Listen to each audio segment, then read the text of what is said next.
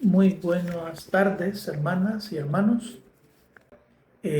Todo esto en el contexto de la celebración de las llagas de San Francisco de Asís. Eh, pues me hubiese gustado estar con ustedes y compartir junto con Fray Joaquín Garay este tema, pero lastimosamente la universidad me mandó a Honduras a dar una conferencia. Pues bueno, pero por eso es que estoy haciendo este video. Las disculpas del caso, si no sale bien o hablo disparates, pero bueno, aquí estamos. En lo que me corresponde a mí era como plantear ejemplos latinoamericanos o reflexiones latinoamericanas con respecto a esto que estamos viviendo. ¿Qué es ser mártir en la actualidad?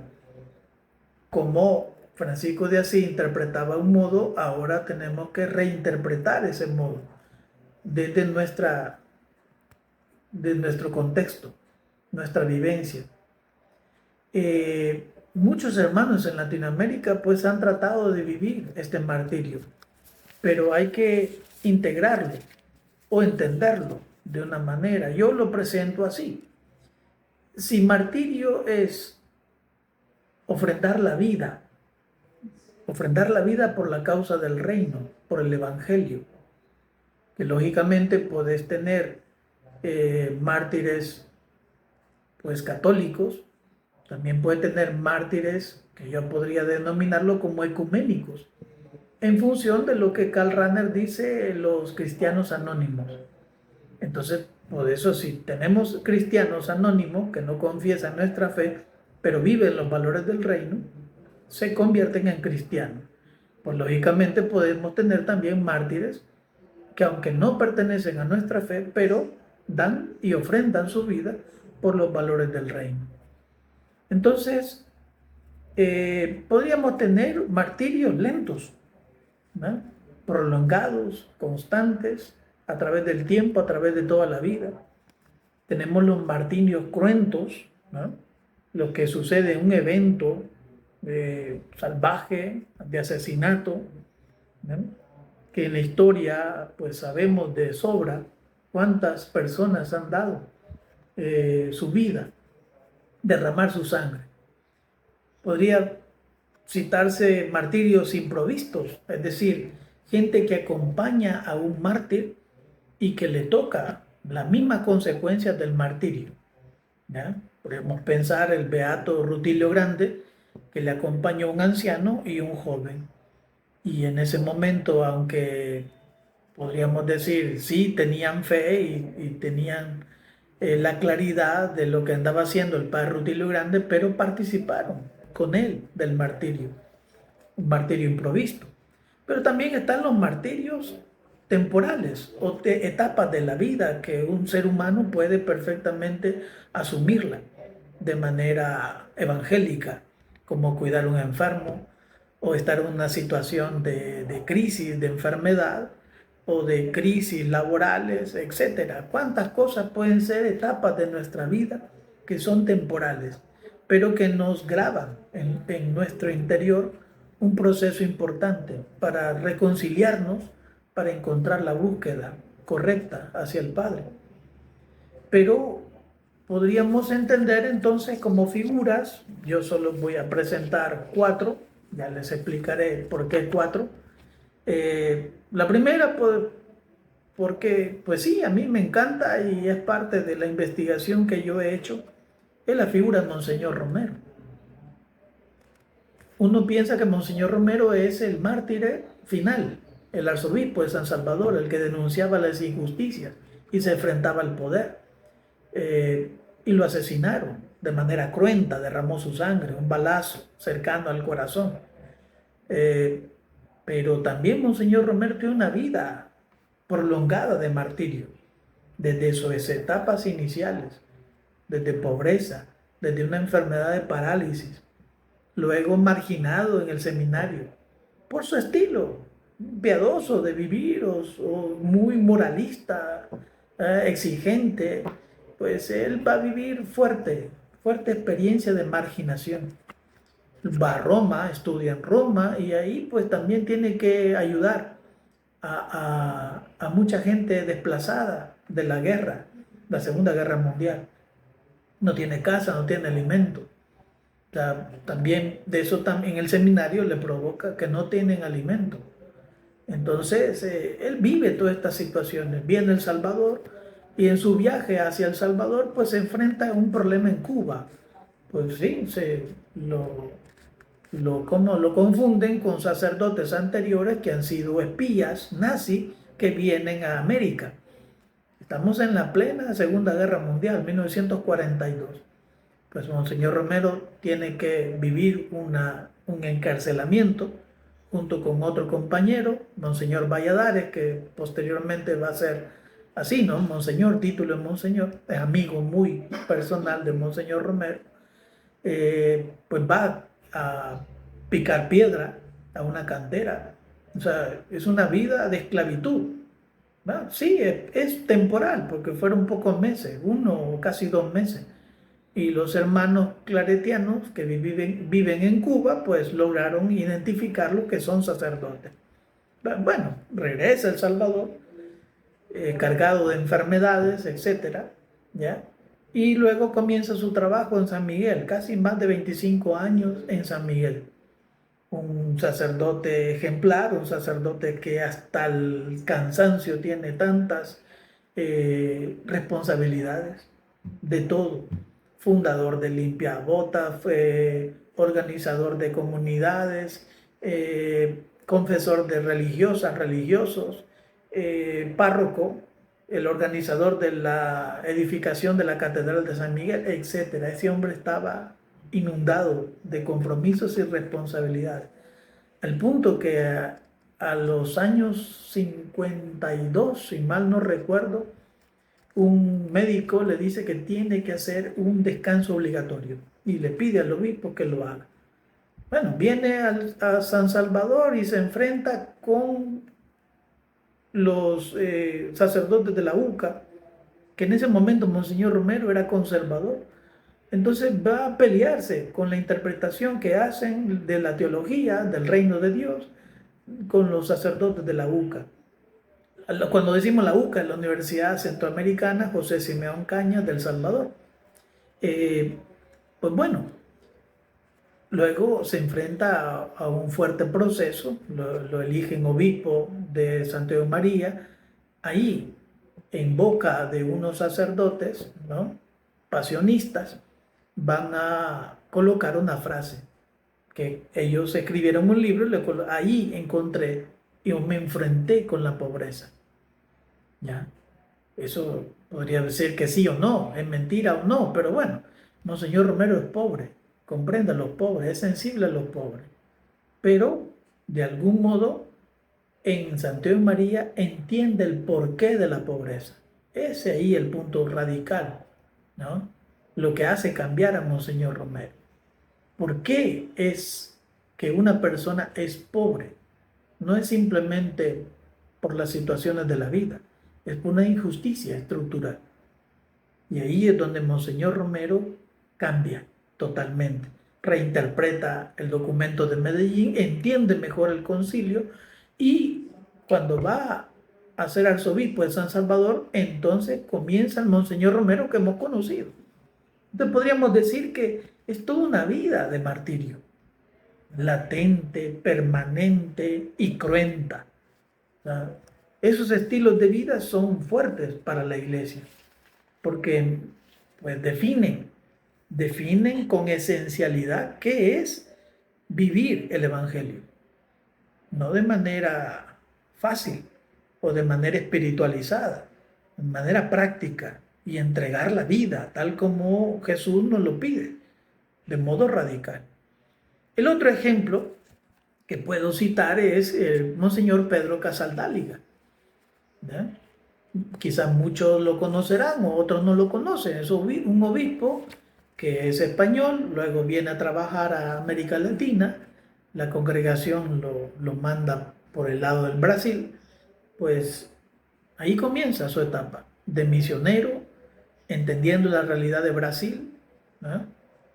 Lo eligen obispo, lógicamente, pero él comienza a interpretar esta realidad. una realidad dura de terratenientes, de gente que es expulsada de sus tierras, es asesinada por robarle las tierras, una depredación del medio ambiente, etcétera. Lo que siempre hemos visto en América Latina, el rico se ensaña con el pobre para obtener riqueza. Por el mismo ejemplo que Monseñor Romero explica en las homilías, por el efecto de que estás endiosado. Tu Dios es el dinero, ¿no? El poder. Y ante la riqueza y el poder, el ser humano pierde la cordura. Y lo que le interesa más es su bienestar y no el de los hermanos. Totalmente distanciado del Evangelio. Pero bueno, Pedro Casaldáliga recibe un montón de amenazas de muerte, ¿ya? 3 intentos de asesinato, de los cuales se libra, ¿ya?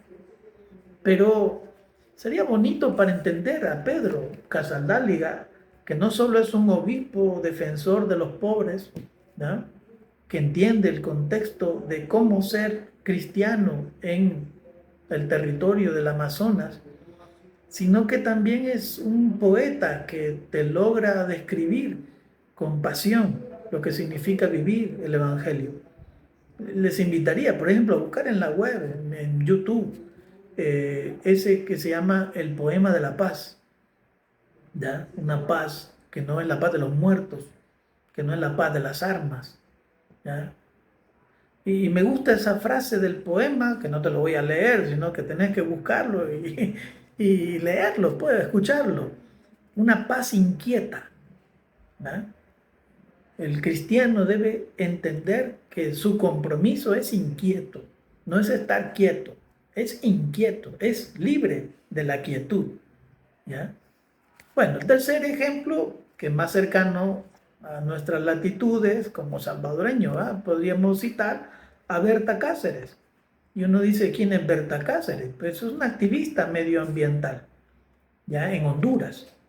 Pertenece al pueblo lenca, indígena, en Honduras.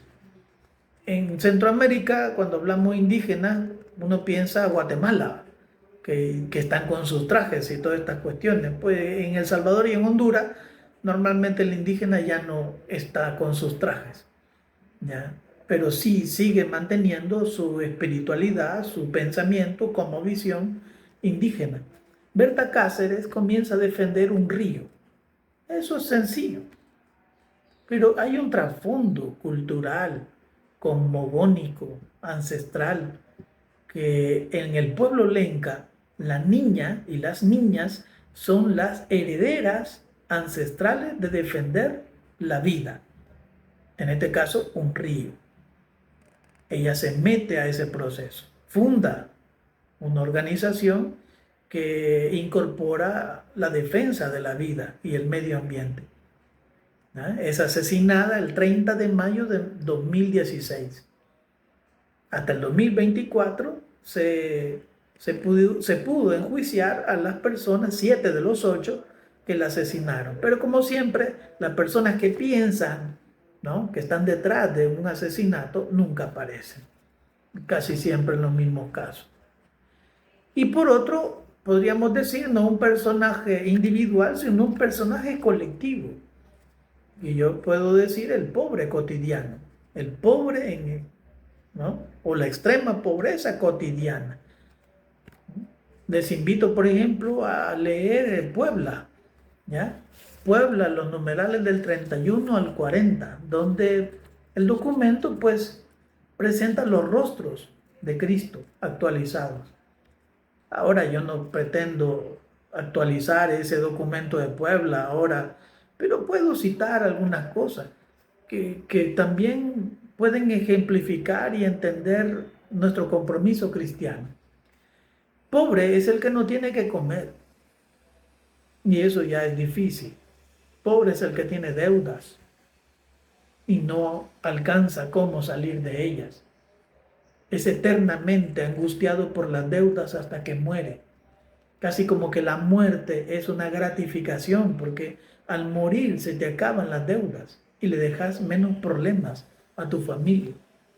El pobre es el que trabaja para el día, gana poco, solo para comer, para alimentar a su pobre gente.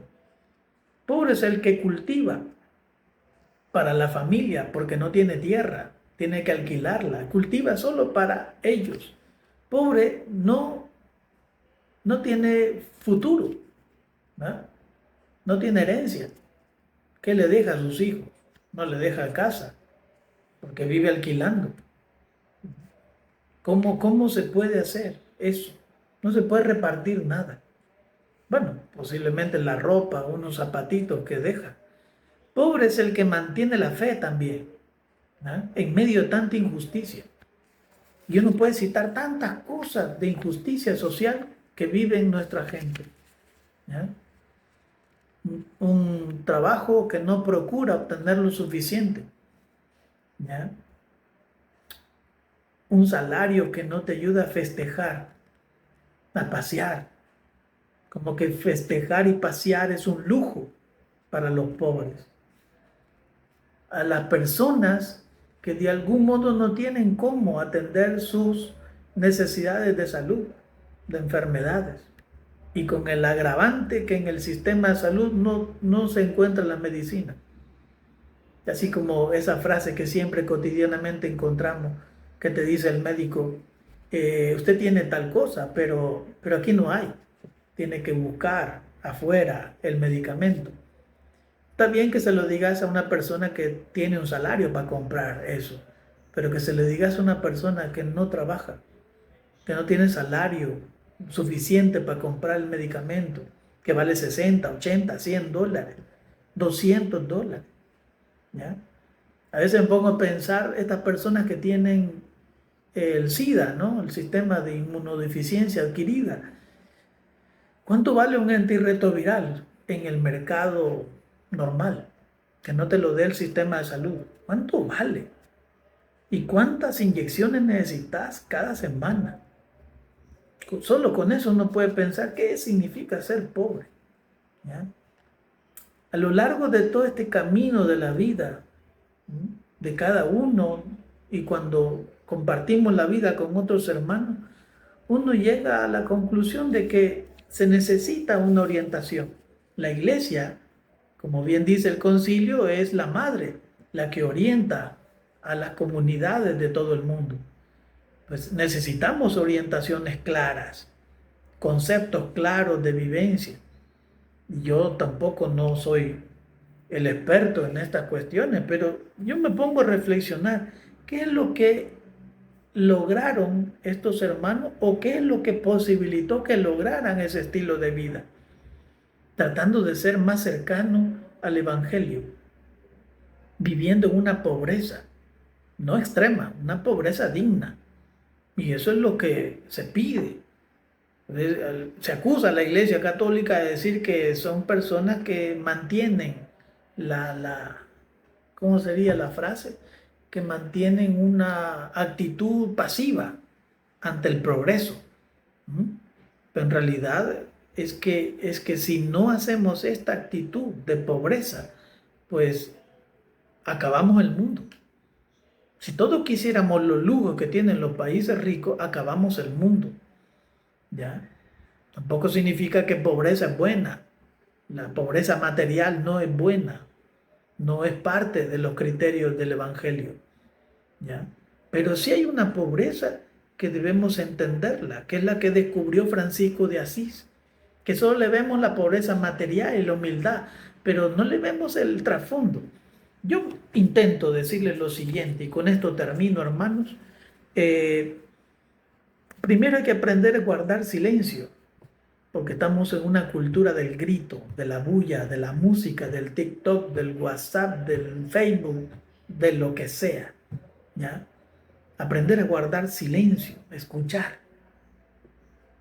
Al escuchar, te escuchas a vos mismo y reflexionás con vos mismo, ¿no? Entonces, esto pide, cuando yo dejo de hablar, pide reflexionar, ¿no? Yo comienzo a reflexionar. Y eso invita también hasta el modo de orar.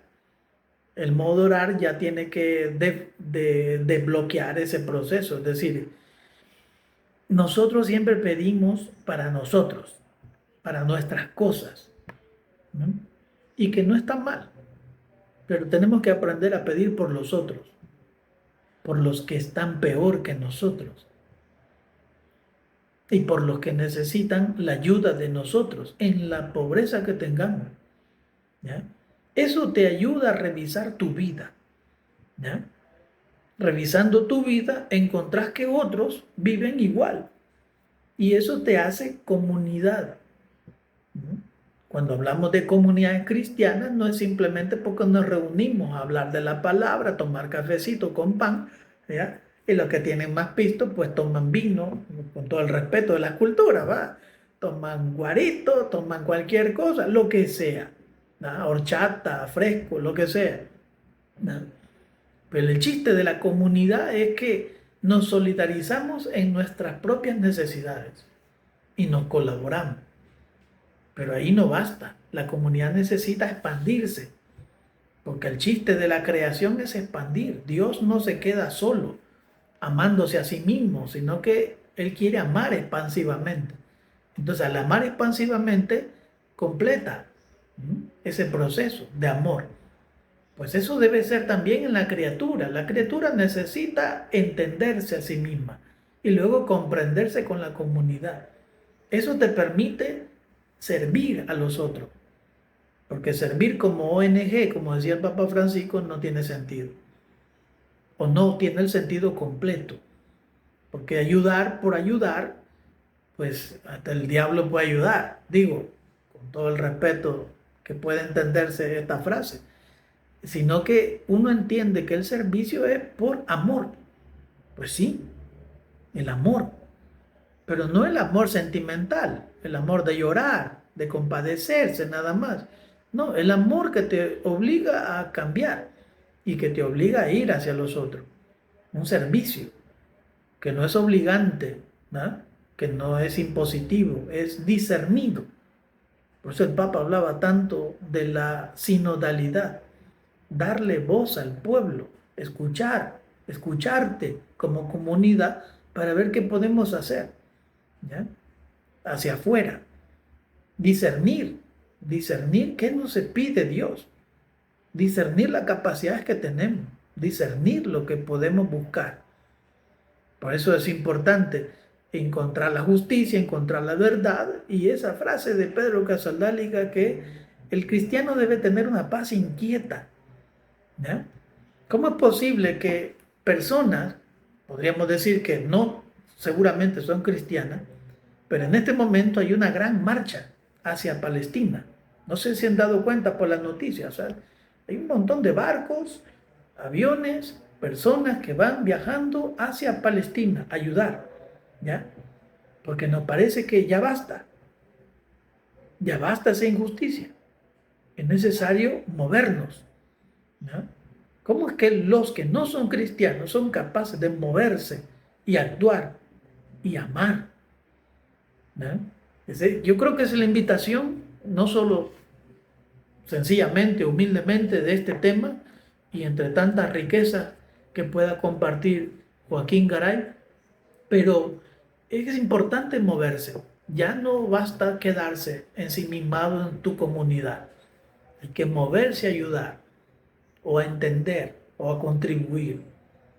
Pero cada quien en su trinchera, en su modo, en su sencillez, en su capacidad. Si estamos hablando con profesionales, pues saben qué pueden hacer los profesionales. Si estamos hablando con personas humildes, sabemos qué podemos hacer las personas humildes, qué podemos hacer los jóvenes, qué pueden hacer las personas que venden en los mercados. O sea, cada quien tiene una responsabilidad que no se puede quedar pasiva. Hay que inquietarnos. Por eso es importante el cristianismo inquieto. Muchas gracias. Pasen feliz tarde y pues que nos ayude a todos el Señor.